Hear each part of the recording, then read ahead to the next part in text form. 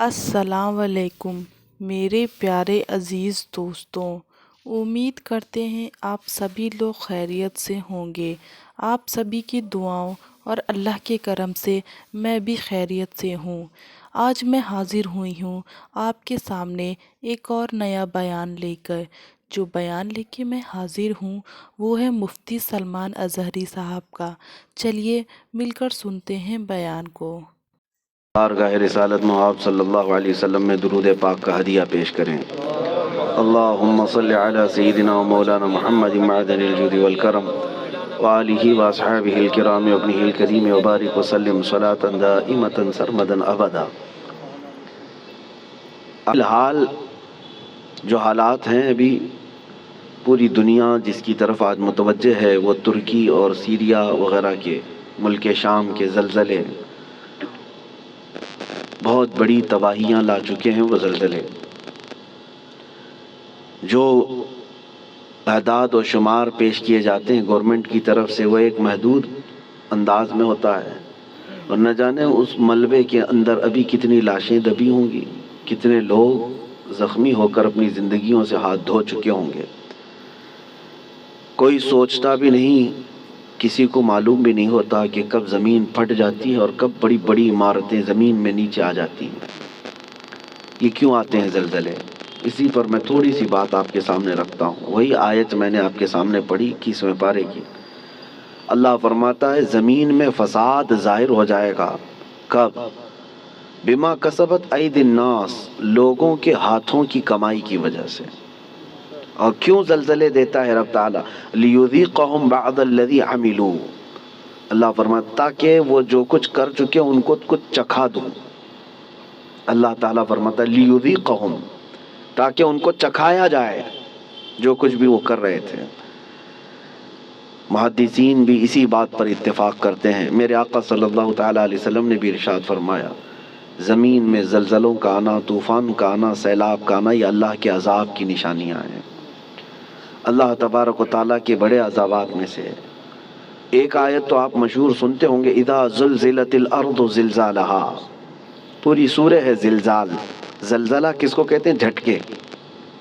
आपकी नज़र में तो सिर्फ अर्थक्वेक है, और साइंटिफिक एतबार से इसको कहा जाता है ज़मीन की नीचे की तहें जो हैं, परत, प्लेट्स, जब ये आपस में हिल जाती हैं तो ज़मीन फट जाती है।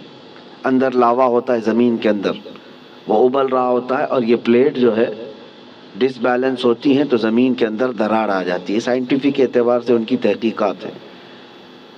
हज़ार साइंस जो है तरक्की कर चुका हो, लेकिन ये भूकंप, अर्थक्वेक, इन सब के आने से पहले वो कभी खबर नहीं दे पाते। हो जाने के बाद वो बताते हैं कि कितने मिकदार का ज़लज़ला था, कितना तेज़ झटका था, उसको नाप करके तो बता दिया जाता है, लेकिन जो हिलाकतें हैं उसको बचा नहीं पाते, नहीं सुनामी को, नहीं ज़लज़लों को। कुरान में जिस ज़लज़ले का जिक्र है, इदा ज़ुलज़िलतिल अर्दु ज़िलज़ालहा, ये आयत सुन करके हमारे इमाम आज़म अबू हनीफा रहमतुल्लाह अलैह मगरिब की नमाज से लेकर के जो रोते रहे तो रात गुजर चुकी थी। पूरी रात उनकी दाढ़ी से आंसुओं के कतरे टपकते थे, मुसल्ला भीग जाता था इस एक आयत को सुनने के बाद कि अल्लाह क्या फरमाता है इसमें, जब ज़मीन हिला दी जाएगी, इदा ज़ुलज़िलतिल अर्दु ज़िलज़ालहा व अखरजतिल अर्दु अथक़ालहा, और ज़मीन अपने अंदर बोझल चीज़ों को बाहर निकाल देगी, सब निकल जाएगा। लेकिन इस आयत में जो ज़लज़ले का जिक्र है वो सबसे लास्ट, फाइनल और बड़ा ज़लज़ला है जो क़यामत के करीब होगा। उस वक्त पूरी दुनिया की ज़मीन हिला दी जाएगी। वो एक इलाके की नहीं है, एक मुल्क की या एक खित्ते की नहीं। उससे पहले मुफस्सिरीन फरमाते हैं कि क़यामत आने से पहले बहुत ज़लज़ले आएंगे। अब हदीस रसूल मैं आपको सुनाता हूँ। इमाम बुखारी रज़ियल्लाहु ताला अन्हु ने इस हदीस को अपनी बुखारी शरीफ में नकल फरमाया।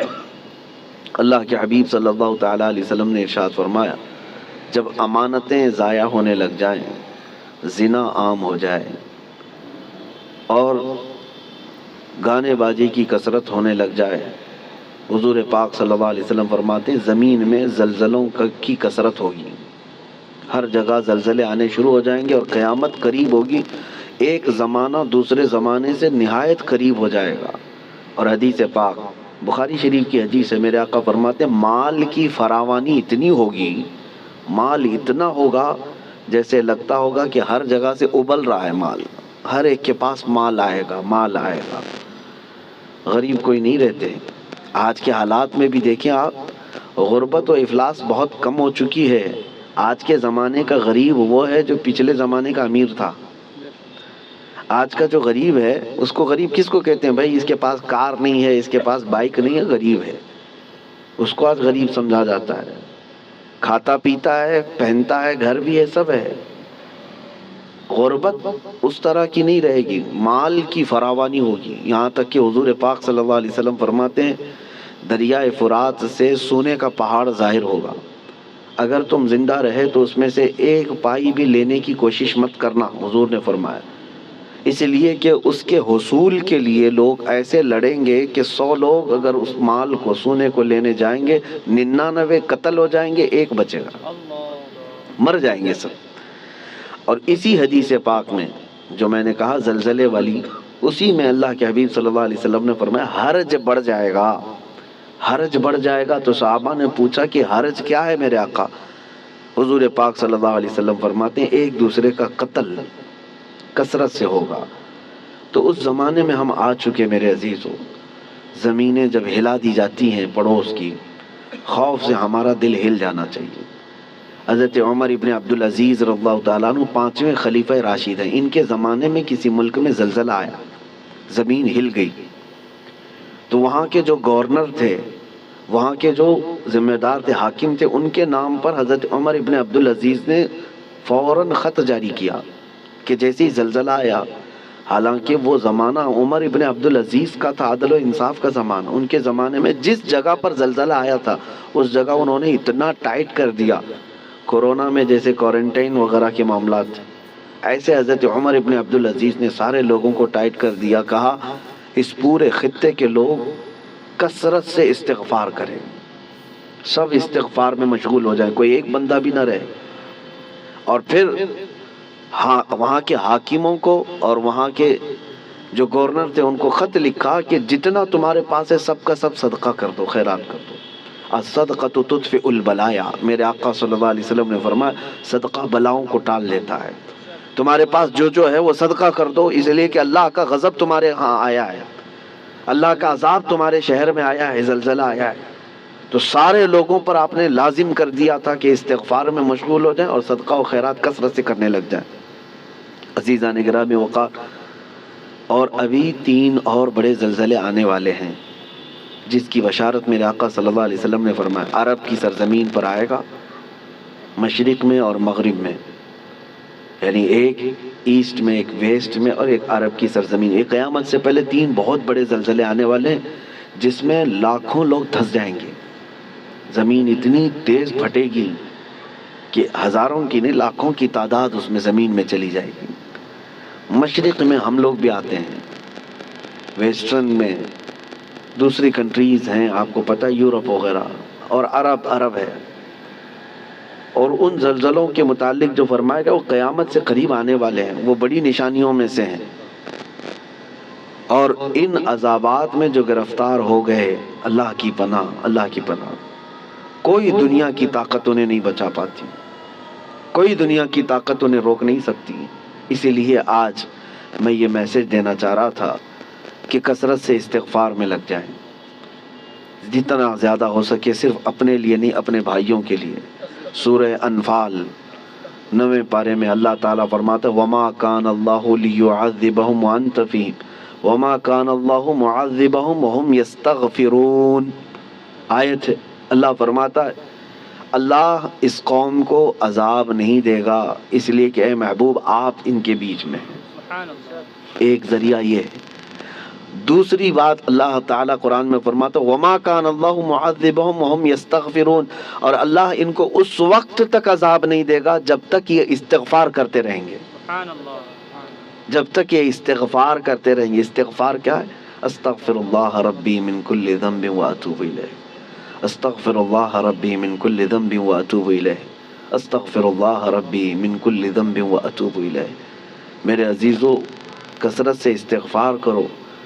اور اسی کو میں نے بہت پہلے کورونا کی جب ابتدائی حالات تھے اس وقت میں نے ایک اپنے چھوٹے سے میسج میں بیان میں نشر کیا تھا کہ اللہ کے حبیب صلی اللہ تعالیٰ علیہ وسلم نے ارشاد فرمایا کہ یہ عذاب الہی کی نشانیاں ہیں، استغفار کرو، اور جب تک استغفار کرتے رہو گے اللہ اس عذاب میں مبتلا نہیں کرے گا.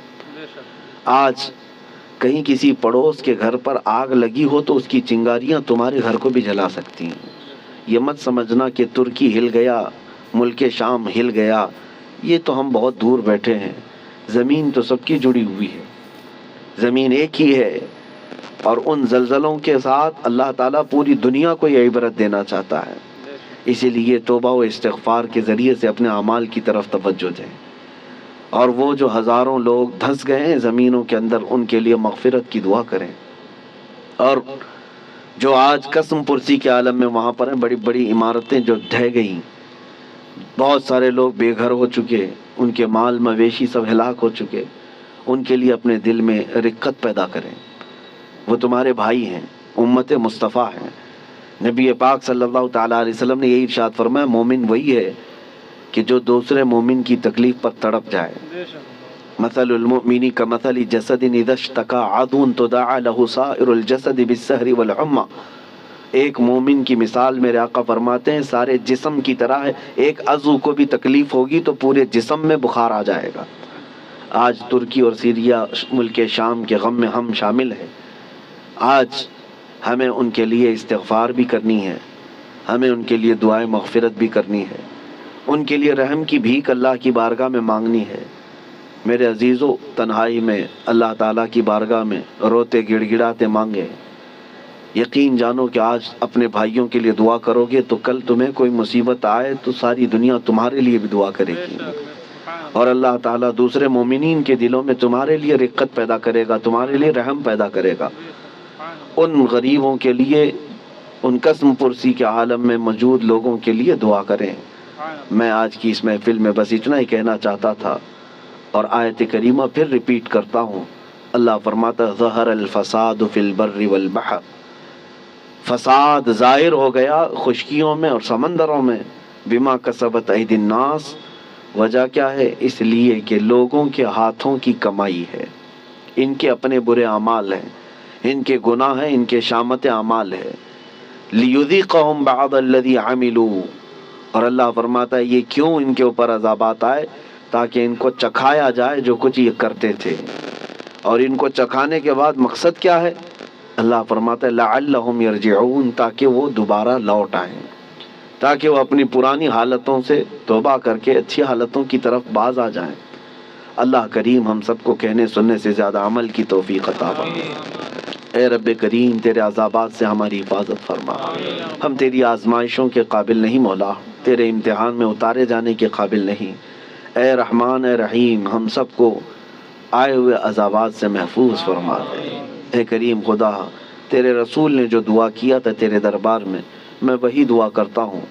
اللہم انی اسألک من خیر ما سألک منہ نبیک سیدنا محمد صلی اللہ علیہ وسلم، اللہم انی اعوذ بک من شر ما استعاذک منہ نبیک سیدنا محمد صلی اللہ علیہ وسلم. اللہم ان اردت بعبادک فتنة فاقبضنا غیر مفتونین، فاقبضنا غیر مفتونین، فاقبضنا غیر مفتونین. اے اللہ اگر تو نے اپنے بندوں کی آزمائش کا ارادہ کر لیا ہے تو مولا ہمیں بغیر آزمائش کے اس دنیا سے اٹھا لے، ہمیں بغیر فتنوں میں مبتلا کیے تو اپنی بارگاہ میں بلا لے. اے اللہ ایمان کی سلامتی اور عزت کی سلامتی کے ساتھ دنیا سے ہمیں رخصتی عطا فرما. وصلی اللہ تعالی علی خیر خلق محمد وآلہ واصحابہ اجمعین برحمتک یا ارحم الراحمین. امید کرتے ہیں دوستو یہ بیان سن کر آپ کو بہت کچھ سیکھنے کو ملا ہوگا. آج ہم نے یہ جانا کہ اسلام میں زلزلے کا اصل معنی کیا ہوتا ہے. یہ نہیں کہ زلزلہ کسی بھی کنٹری، کسی بھی دیش، کسی بھی راجیہ، اسٹیٹ، شہر میں آتا ہے تو یہ نہیں سمجھنا چاہیے کہ ہم اس سے دور ہیں. ہم کبھی بھی کسی بھی وقت اس کی چپیٹ میں آ سکتے ہیں. اسی لیے دوستوں کثرت سے استغفار پڑھتے رہیں تاکہ اللہ کے عذاب سے آپ بچے رہیں۔ ہمارے پیارے آقا حضرت محمد مصطفیٰ صلی اللہ علیہ وسلم آپ نے فرمایا ہر مومن بھائی بھائی ہے۔ دنیا کے کسی بھی مومن کو کہیں بھی کوئی تکلیف ہوتی ہے تو دوسرے مسلمان مومن کو بھی اس تکلیف کا اندازہ ہوگا، کیونکہ مومن ایک جسم کی طرح ہے۔ جسم کے کسی حصے کو تکلیف ہوتی ہے تو جسم کے پورے حصے کو تکلیف ہوگی۔ دوستو، میری آپ سبھی سے گزارش ہے کہ زیادہ سے زیادہ استغفار پڑھتے رہیں اور اپنے گناہوں سے توبہ کرتے رہیں، تاکہ آپ اور آپ کے مسلمان بھائی سبھی لوگ اللہ کے عذاب سے محفوظ رہیں۔ دوستو، ویڈیو اچھی لگی ہوگی تو اسے لائک، شیئر اینڈ کامنٹ ضرور کریے گا، اور ساتھ ہی ساتھ ویڈیو کو سبسکرائب کرتے ہوئے ضرور جائیے گا۔ ویڈیو کو صدقہ جاریہ سمجھ کر زیادہ سے زیادہ مومن مسلمانوں تک پہنچائیں۔ چلیے، اللہ حافظ، ملیں گے آپ سے نیکسٹ ویڈیو میں۔ تب تک کے لیے اپنا اور اپنے والدین کا خیال رکھیں۔